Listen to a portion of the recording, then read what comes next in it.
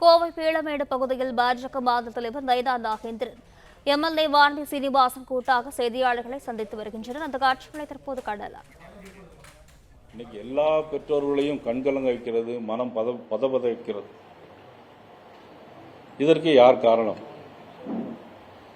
இந்த திமுக ஆட்சி திராவிட மாடல் ஆட்சி. இது பெண்களுக்கு எதிரான பாலியல் மாடல் ஆட்சி அப்படின்னு தான் சொல்லணும். பெண்களுக்கு எதிரான குற்றங்களை அதிகரித்திருக்கிற ஒரு பாலியல் மாடல் ஆட்சின்னு தான் சொல்லணும். இதே மாதிரி 2013ஆம் ஆண்டு ஒரு சம்பவம் நடந்தது. தூத்துக்குடி மாவட்டம் ஸ்ரீவைகுண்டத்தில் தாதன்குளங்கிற ஒரு கிராமத்தில் ஒரு பெண்ணை கற்பழித்து கொலை செய்யப்பட்டார். அன்றைக்கு எதிர்க்கட்சி தலைவராக இருந்த நமது முதலமைச்சர், அன்றைக்கு எதிர்க்கட்சி தலைவராக இருந்த இன்றைய முதலமைச்சர் உடனடியாக அவருடைய தங்கையை மதிப்புக்குரிய கனிமொழி அவர்களை அழைத்துட்டு போய் அங்கு மிகப்பெரிய போராட்டமே நடத்தி காட்டினார்கள். கரூரில் நடந்த 41 பேர் படுகொலை அப்படிதான் சொல்லணும். அதற்கு இரவோடு இரவாக வந்த நமது முதலமைச்சர்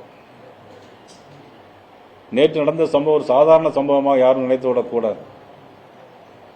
ஆனால் இன்று வரையிலும் மதிப்புக்குரிய கனிமொழி அவர்கள் எந்த இதுவும் பேசியிருக்காரா என்று சொன்னால் எனக்கு தெரியவில்லை. நீங்கள் தான் கேட்கணும். முதலமைச்சரும் இதுவரைக்கும் எந்த விதமான அறிக்கையும் இதுவரைக்கும் தந்திருக்காரான்னு சொன்னால் அதை பத்திரிகையாளர் ஊடக நீங்கள் தான் அதை பற்றி கேட்கணும்.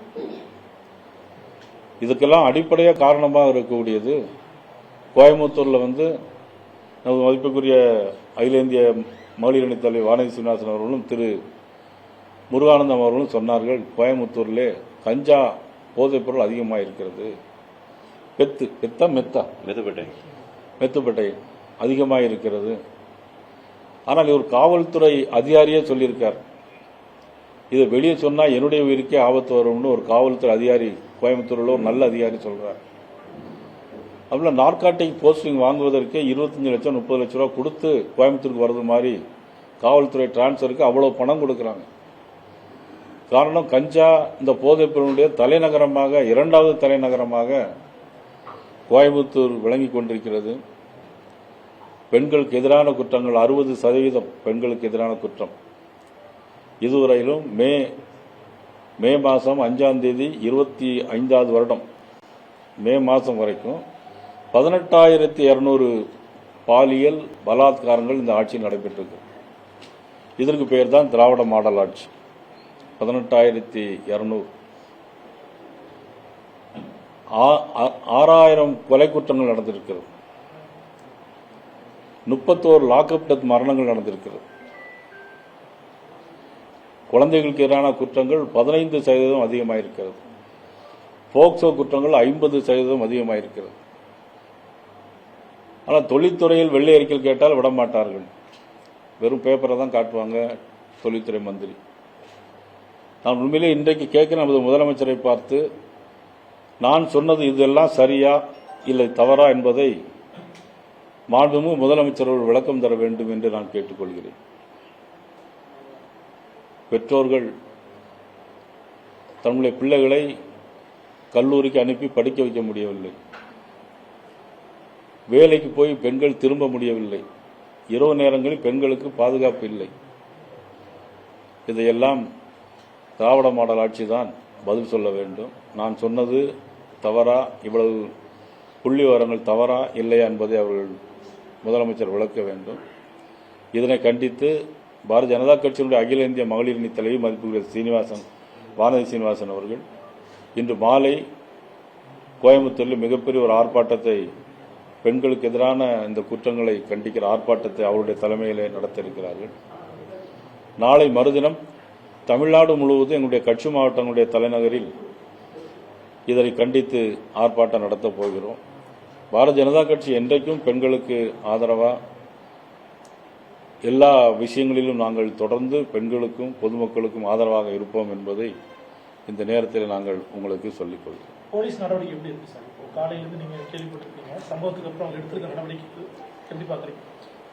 போலீஸ் எந்த நடவடிக்கையும் இதுவரைக்கும் எடுக்கல. ஆனால் ஒரு போலீஸ் சார்பாக ஒரு வீடியோ வந்திருக்கு. அந்த வீடியோவில் என்னன்னா அந்த இடத்த அப்படியே வீடியோ எடுத்திருக்காங்க. வீடியோ எடுத்து கவர்மெண்ட் பாலிடெக்னிக் பின்னால் உள்ள நடந்த சம்பவம், கார் நின்று இருந்த இடம், கண்ணாடி உடைந்த இடத்தையும் காட்டியிருக்காங்க. அதுக்கப்புறம் அந்த ஒரு முள் இதில் மேலே அந்த பெண்ணுடைய ஆடை அப்படியே கிடக்கிறது. இதையும் எடுத்து காட்டிட்டு காவல்துறை ஒன்றா சொல்லியிருக்காங்க. என்ன சொல்லியிருக்காங்க அப்படின்னா, இனிமேல் பெற்றோர்கள் தயவுசெய்து பெண்கள் கவனமாக பார்த்து கொள்ள வேண்டும், பெற்றோர்கள் பார்த்து கொள்ள வேண்டும் அப்படிங்கிற ஒரு அறிவுரையை மட்டும் அவங்க சொல்லியிருக்காங்க. இன்னைக்கு ஜிஹெச்சில் நிறைய போலீஸ் பாதுகாப்பு போட்டிருக்காங்க, யாருக்கும் அங்கே அனுமதி இல்லை. ஆனால் கேட்டால் சிறு சிறு மைனர் இன்ஜுரி தான் ஏற்பட்டிருக்கு அப்படிங்கிறாங்க. ஆஸ்பத்திரியில் கேட்டபோது மைனர் இன்ஜுரி தான் சொல்கிறாங்க.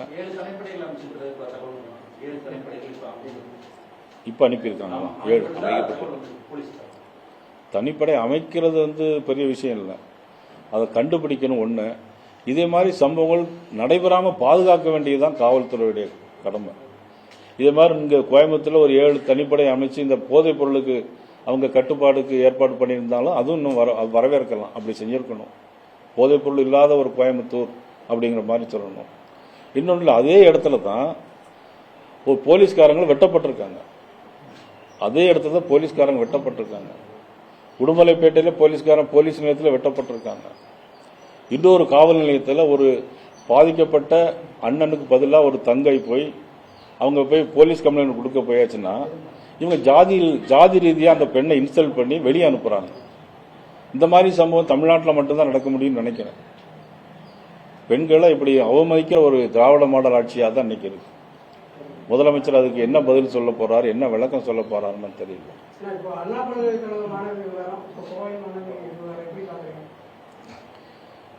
இது இந்த திராவிட மாடல் ஆட்சிக்கு ஒரு ஃபெயிலூர் மாடல். இது அது திமுகவினரே செஞ்சிருக்காங்க.